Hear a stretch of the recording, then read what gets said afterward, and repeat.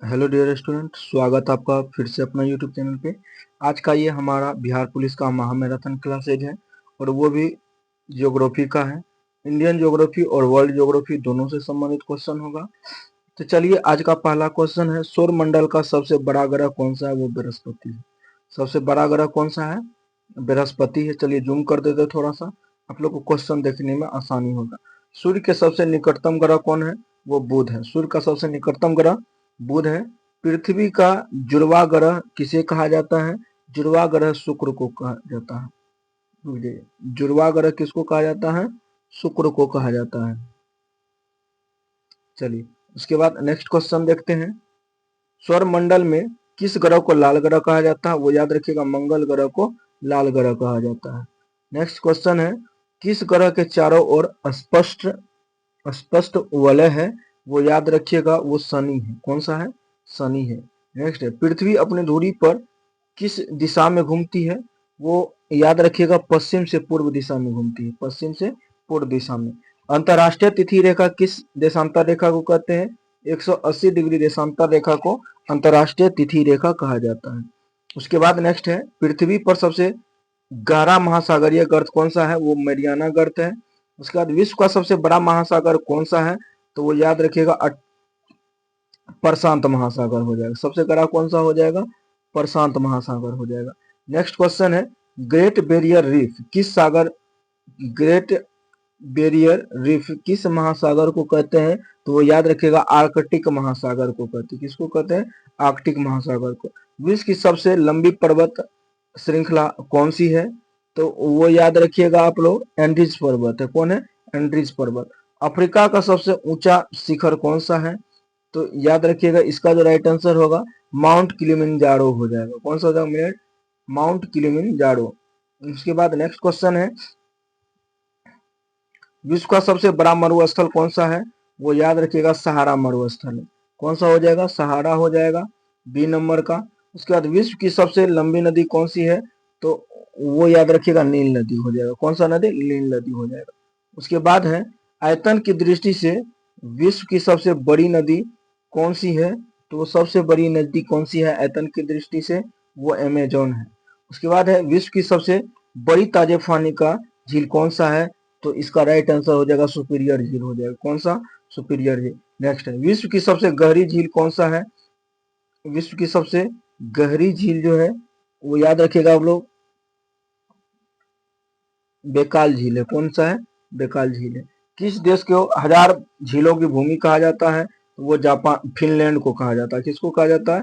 Finland को। विश्व का सबसे ऊंचा जलप्रपात कौन सा है? विश्व का सबसे ऊंचा जलप्रपात जो एंजेल जलप्रपात है। कौन सा हो जाएगा? एंजेल जलप्रपात हो जाएगा। नेक्स्ट है, भूसागर का प्रकाश स्तंभ किस ज्वालामुखी को कहा जाता है? तो वो कहा जाता है माउंट स्ट्राम्बोली को कहा जाता है। उसके बाद रिंग और फायर का संबंध किससे है? वो प्रशांत महासागर के चारों ओर ज्वालामुखी और भूकंपीय क्षेत्र से हो जाएगा, आपका बी नंबर। उसके बाद नेक्स्ट है, ओजोन परत वायुमंडल की किस परत में पाए जाते हैं? वो याद रखिएगा, समताप मंडल में हो जाएगा। कौन सा हो जाएगा? समताप मंडल। समताप मंडल। उसके बाद नेक्स्ट है, वायुमंडल में किस गैस की प्रतिशत सबसे ज्यादा होती है? तो वो नाइट्रोजन का होता है। किसका होता है? नाइट्रोजन का। भूमध्य रेखा किस महाद्वीप होकर के नहीं गुजरती है? तो याद रखिएगा, उत्तरी अमेरिका हो जाएगा। कौन सा हो जाएगा?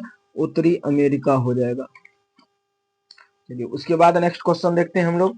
नेक्स्ट क्वेश्चन 287, विश्व का सबसे बड़ा द्वीप कौन सा है? वो याद रखिएगा, अरब प्रायद्वीप है। सबसे बड़ा प्रायद्वीप कौन सा है? तो अरब प्रायद्वीप है। कौन सा हो जाएगा? अरब प्रायद्वीप हो जाएगा। चलिए एक सेकंड रुक जाइए, कौन सा हो जाएगा? अरब अरब प्रायद्वीप हो जाएगा। उसके बाद नेक्स्ट है, पनामा नहर किन दो महासागरों को जोड़ती है? तो वो याद रखिएगा, प्रशांत और अटलांटिक महासागर को जोड़ती है पनामा नहर। उसके बाद नेक्स्ट है, स्वेज नहर किन दो सागरों के बीच है? तो स्वेज नहर याद रखिएगा, इसका जो राइट आंसर हो जाएगा वो भूमध्य सागर और लाल सागर हो जाएगा। कौन हो जाएगा? भूमध्य सागर और लाल सागर हो जाएगा। मरुस्थल में उगने वाला पौधा को क्या नाम से जानते हैं? तो याद रखिएगा, जेरोफाइटस कहा जाता है। क्या कहा जाता है? जेरोफाइटस कहा जाता है। टाइफून नामक उष्णकटिबंधीय चक्रवात किस क्षेत्र में आते हैं? तो वो क्षेत्र आपको हो जाएगा दक्षिण पूर्वी एशिया और मध्य प्रशांत महासागर हो जाएगा। उसके बाद नेक्स्ट है भारत के देशांतरीय विस्तार लगभग कितनी डिग्री का अंतर है, तो वो देशांतरीय विस्तार जो हो जाएगा वो 30 डिग्री का लगभग अंतर होगा। कितना का होगा? 30 डिग्री का। नेक्स्ट होता है ऊटी क्या है? ऊटी दक्षिण भारत में एक पर्वतीय नगर है। ऊटी क्या है? दक्षिण भारत में पर्वतीय नगर है। नेक्स्ट है जाड़े में किस मानसून में तमिलनाडु में वर्षा होती है? किस मानसून के कारण? तो उत्तर पूर्व मानसून के कारण, जिसको हम लोग लौटता हुआ मानसून भी कहते हैं। क्या कहते हैं? लौटता हुआ मानसून कहते हैं। उसके बाद नेक्स्ट है उत्तर भारत में चलने वाली धूल भरी आंधी को क्या कहते हैं? तो वो लू कहते हैं। क्या कहते हैं? लू कहते हैं। नेक्स्ट है पिरुताल ताला गाला किसकी संस्कृति है? तो वो याद रखिएगा शिखर। क्या हो जाएगा इसका राइट आंसर? हो जाएगा शिखर हो जाएगा। उसके बाद नेक्स्ट क्वेश्चन है मैकमोहन लाइन क्या है? मैकमोहन लाइन भारत और चीन के बीच अंतरराष्ट्रीय सीमा है। तो उसके बाद है गर्मी के दिनों में सबसे अधिक तापमान कहाँ होता है? तो वो याद रखिएगा जोधपुर में। उसके बाद नेक्स्ट क्वेश्चन हम लोग का है काठमांडू घाटी कहाँ स्थित है? काठमांडू घाटी मध्यवर्ती पहाड़ी क्षेत्र में है, प्रदेश में है। उसके बांग्लादेश में जूट की खेती के लिए कौन सा क्षेत्र प्रसिद्ध है? वो है मेमनसिंह है। उसके बाद नेक्स्ट क्वेश्चन है जाफना प्रदेश श्रीलंका का कौन सा भाग है? तो वो याद रखिएगा उत्तरी भाग है। कौन सा भाग? उत्तरी भाग। सोपानी कृषि किस राज्य में प्रचलित है? वो उत्तराखंड में प्रचलित है। इनमें से कौन अत्यधिक खनिज का उदाहरण है? तो वो याद रखिएगा उर्वरक है। उसके बाद प्रथम पृथ्वी सम्मेलन कहाँ आयोजित हुआ था? रियो डी जेनेरियो में हुआ था, 1992 में हुआ था। भारत का प्रथम निर्यात संवर्धन क्षेत्र कहाँ स्थापित है? वो कांडला में स्थित है। उसके बाद नेक्स्ट है निम्न में से कौन भारत का पहला स्वदेशी प्रयास से बना परमाणु है? तो वो याद रखिएगा कलपकम परमाणु केंद्र हो जाएगा। भारतीय प्रथम राष्ट्रीय जल नीति कब आया था? तो 1987 में आया था। उसके बाद नेक्स्ट क्वेश्चन है Q9 का उपयोग होता है किसके लिए? मलेरिया के लिए होता है। उसके बाद किस फसल को सुनहरा रेशा कहा जाता है? तो वो जूट को सुनहरा रेशा कहा जाता है। उसके बाद है निम्नलिखित में से कौन उस कृषि प्रणाली को दर्शाता है जिसमें से एक ही फसल लंबे चौड़े समय तक तो उगाई जाती है? तो वो बागवानी हो जाएगा। कौन सा हो जाएगा? बागवानी हो जाएगा। नेक्स्ट है निम्नलिखित में से कौन रबी फसल है? तो याद रखिएगा गेहूं क्या है? रबी फसल है। उसके बाद नेक्स्ट क्वेश्चन पे चलते हैं। नेक्स्ट क्वेश्चन हम लोग का है निम्न में से कौन सी खेती को नाइट्रोजन का अस्थिरीकरण है? क्या है? एक सेकंड रुक जाइए। चलिए इसका जो राइट आंसर हो जाएगा वो दलहन हो जाएगा। क्या हो जाएगा? दलहन हो जाएगा। उसके बाद नेक्स्ट है निम्न में से कौन कृषि आधारित उद्योग नहीं है? तो वो आप लोग याद रखिएगा सीमेंट उद्योग हो जाएगा, कृषि आधारित नहीं है। निम्न में से कौन उपभोक्ता उद्योग है? तो उपभोक्ता उद्योग में आपको चीनी उद्योग हो जाएगा, उपभोक्ता उद्योग है। उसके बाद भारत में कुल कितने डाक क्षेत्रों में बांटा गया है? तो वो 8 डाक क्षेत्रों में बांटा गया है। तंबाकू उत्पाद क्षेत्र कौन सा है? गंगा का उत्तरी मैदान है। गंगा का उत्तरी मैदान है। नेक्स्ट है बिहार में खनिज तेल मिलने की संभावना कहाँ पे है? तो वो संभावना जो है गंगा के द्रोणी में है। बिहार में रेल परिवहन का शुभारंभ कब से माना जाता है? तो वो याद रखिएगा 1860 से माना जाता है। बिहार का कौन जिला जूट का उत्पादन का सबसे बड़ा जिला है? तो वो पूर्णिया है। कौन है? पूर्णिया है। उसके बाद नेक्स्ट है उच्चावच प्रदर्शन के लिए हेस्यूर विधि का विकास किसने किया था? तो हेस्यूर विधि का जो विकास किया था वो लेहमान ने किया था। उसके बाद नेक्स्ट मानचित्र में मैदान को किस रंग से दिखाया जाता है? तो मैदान को जो हरा रंग से दिखाया जाता है। उसके बाद नेक्स्ट क्वेश्चन हम लोग का है चिनुक क्या है? चिनुक क्या है? तो चिनुक जो है याद रखिएगा उत्तरी अमेरिका में चलने वाली गर्म स्थानीय हवा है। उसके बाद नेक्स्ट है ब्लैक फॉरेस्ट पर्वत कहाँ स्थित है? तो ब्लैक फॉरेस्ट पर्वत जो है वो जर्मनी में स्थित है। विश्व का सबसे बड़ा द्वीप कौन सा है? विश्व का सबसे बड़ा द्वीप ग्रीनलैंड द्वीप है। कौन सा? ग्रीनलैंड है और ग्रीनलैंड की राजधानी नूक है। उसके बाद नेक्स्ट क्वेश्चन है, यूराल पर्वत किन दो महापर्वतों को अलग करता है, महाद्वीपों को अलग करता है? तो याद रखिएगा यूरोप और एशिया को करता है। विश्व का सबसे बड़ा अंतर्देशीय जल निकाय कौन सा है? तो वो कैस्पियन सागर है। उसके बाद नेक्स्ट क्वेश्चन है, अटलांटिक महासागर को प्रशांत महासागर को जोड़ने वाली जल डमरू मध्य कौन सी है? तो वो याद रखिएगा मैगलन जल मडरू मध्य है। उसके बाद है, कोटोपैक्सी ज्वालामुखी किस देश में है? तो कोटोपैक्सी जो है इक्वाडोर में है।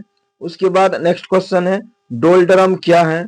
तो डोलड्रम जो है विषुवतीय निम्न दाब का क्षेत्र है। उसके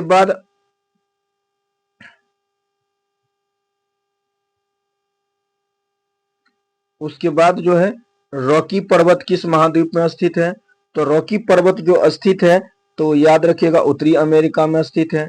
उसके विश्व का सबसे बड़ा डेल्टा कौन सा है? तो गंगा ब्रह्मपुत्रा डेल्टा, जिसको सुंदरवन डेल्टा के नाम से जानते हैं। उसके बाद है, ग्रेट डिवाइनिंग रेंज किस देश से संबंधित है? तो वो याद रखिएगा ऑस्ट्रेलिया से संबंधित है। चलिए नेक्स्ट क्वेश्चन देखते हैं, पनामा नहर का निर्माण कब हुआ था? तो पनामा नहर का निर्माण 1914 में हुआ था और 1869 में जो था स्वेज नहर का हुआ था। विश्व का सबसे ऊंचा सक्रिय ज्वालामुखी कौन सा है? तो सक्रिय ज्वालामुखी आपको ओजोस डे सेलाडो है, ओजोस डे सेलाडो है। उसके बाद नेक्स्ट क्वेश्चन है, सारगेसो सागर किस महासागर में स्थित है? तो सारगेसो जो है वो स्थित है आपको हिंद महासागर में स्थित है। किसमें हो जाएगा? हिंद महासागर में स्थित हो जाएगा। अटलांटिक महासागर को भूमध्य सागर से जोड़ने वाली प्राकृतिक जल डमरू कौन सा है? तो याद रखिएगा बॉस जल मडरू मध्य है। उसके बाद नेक्स्ट क्वेश्चन है, किस देश में एटना ज्वालामुखी स्थित है? तो एटना जो है इंडोनेशिया में है। एटना कहाँ पे? इंडोनेशिया में है। उसके बाद नेक्स्ट चलते हैं 39 नंबर, 339 है, भूमध्य सागरीय जलवायु किस फसल के लिए उपयुक्त होता है? तो वो आप लोग इसका जो राइट आंसर हो जाएगा वो हो जाएगा खट्टे फल के लिए हो जाएगा। ठीक है। उसके बाद है, अल्पस पर्वत किस महाद्वीप में स्थित है? तो अल्पस पर्वत जो है यूरोप महादेश में स्थित है, महाद्वीप में स्थित है। विश्व की सबसे बड़ी खाड़ी कौन सा है? तो विश्व का सबसे बड़ी खाड़ी जो अमेरिका की खाड़ी है, किसका हो जाएगा? अमेरिका की खाड़ी है। उसके बाद नेक्स्ट नंबर चलते हैं, अमेजोन वर्षा वन किस महाद्वीप में स्थित है? अमेजोन वर्षा जो वन जो है वो दक्षिण अमेरिका में स्थित है। वायुमंडलीय दाब मापने के लिए किस उपकरण का उपयोग किया जाता है? तो वो उपकरण का नाम है बैरोमीटर। क्या होगा? बैरोमीटर हो जाएगा। उसके बाद है, भारत का कुल भौगोलिक क्षेत्रफल का कितना परसेंट है?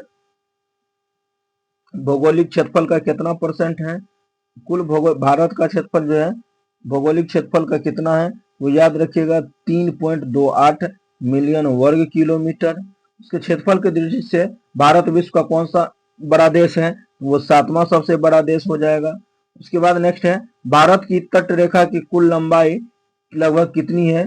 तो तट रेखा की लंबाई वो आपको 6100 किलोमीटर हो जाएगा। कुल तट रेखा की लंबाई लगभग कितना हो जाएगा? 6100 किलोमीटर हो जाएगा। उसके बाद है, भारत का सबसे दक्षिणी बिंदु कौन है? तो दक्षिणी बिंदु इंदिरा पॉइंट हो जाएगा। तो भारत का सबसे उत्तरी बिंदु कौन सा है? तो उत्तरी बिंदु आप लोग याद, वहां पे दक्षिणी बिंदु इंदिरा पॉइंट हो गया, तो उत्तरी बिंदु कौन सा हो जाएगा? इंदिरा कोल हो जाएगा।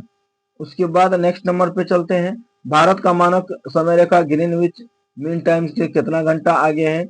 तो वो 5.5 घंटा आगे है। तो 5.5 घंटा किधर चल गया? तो 5.5 घंटा यहाँ पे है, सी नंबर में है। उसके बाद नेक्स्ट है, कर्क रेखा भारत के कितने राज्य होकर के गुजरती है? तो वो 8 राज्य होकर के गुजरती है। भारत का सबसे ऊंचा पर्वत चोटी कौन सा है? भारत का बोल रहा है तो गॉडविन ऑस्टिन है, यानी केटू है। हिमालय की सबसे पूर्वी चोटी कौन सी है?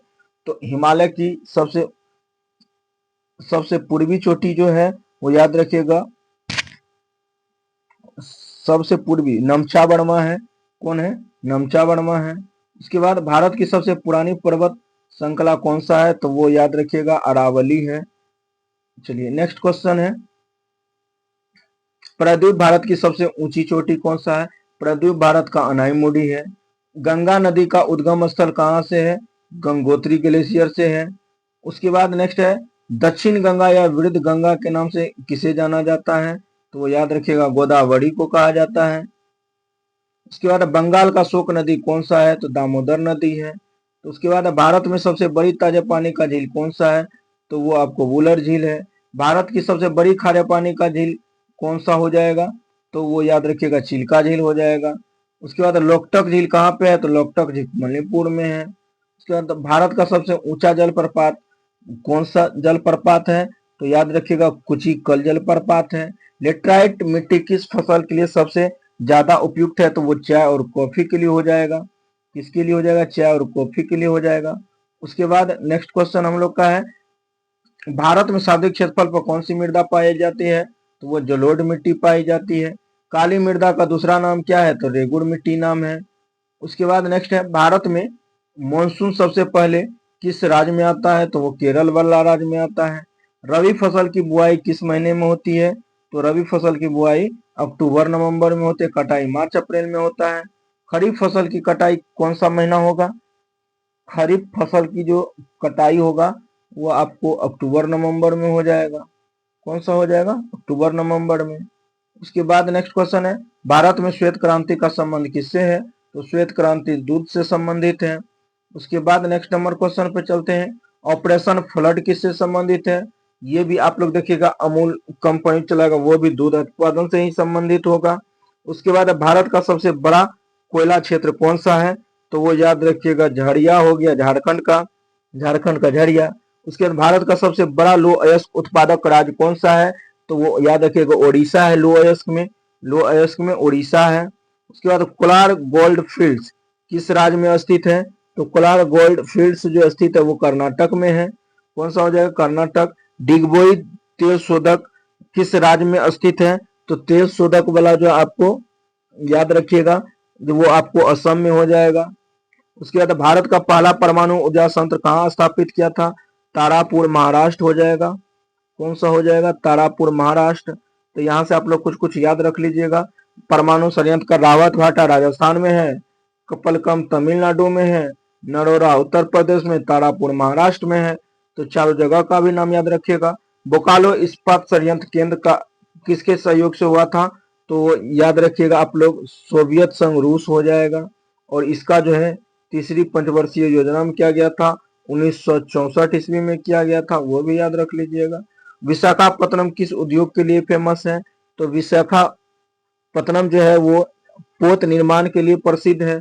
उद्योग कैसे है? भारत का सबसे लंबा राजमार्ग कौन सा है? तो वो NH 44 है। कौन सा हो जाएगा? NH 44 हो जाएगा। उत्तर दक्षिण गलियारा किन शहर को जोड़ता है? तो वो याद रखिएगा कौन सा हो जाएगा? श्रीनगर से कन्याकुमारी हो जाएगा। उत्तर दक्षिण का गलियारा यानी श्रीनगर से कन्याकुमारी हो जाएगा। पूर्वी पश्चिम गलियारों को जो है कौन सा शहर जोड़ता है? तो यानी पूर्वी और पश्चिम गलियारों को जो जोड़ेगा वो पोरबंदर से सिलचर को जोड़ेगा। भारत का सबसे बड़ा बंदरगाह कौन सा है? तो आजकल जो आप लोग को हो गया वो मुंबई बंदरगाह हो गया है।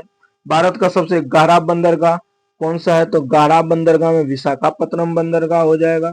मन्नार की खाड़ी कहाँ स्थित है? तो मन्नार की खाड़ी तमिलनाडु वाला तट पे स्थित है। उसके बाद नेक्स्ट क्वेश्चन हम लोग का है भारत में सर्वाधिक लिंगानुपात वाला राज्य कौन सा है? तो सर्वाधिक लिंगानुपात वाला राज्य आपको केरल हो जाएगा। उसके बाद नेक्स्ट क्वेश्चन चलते हैं भारत का सबसे कम लिंगानुपात वाला कौन सा हो जाएगा? कम लिंगानुपात वाला हरियाणा हो जाएगा। कौन सा हो जाएगा? हरियाणा। 2011 की जनगणना के अनुसार भारत में सर्वाधिक जनसंख्या घनत्व वाला राज्य कौन सा है? तो यही बिहार है, 1106 व्यक्ति प्रति वर्ग किलोमीटर।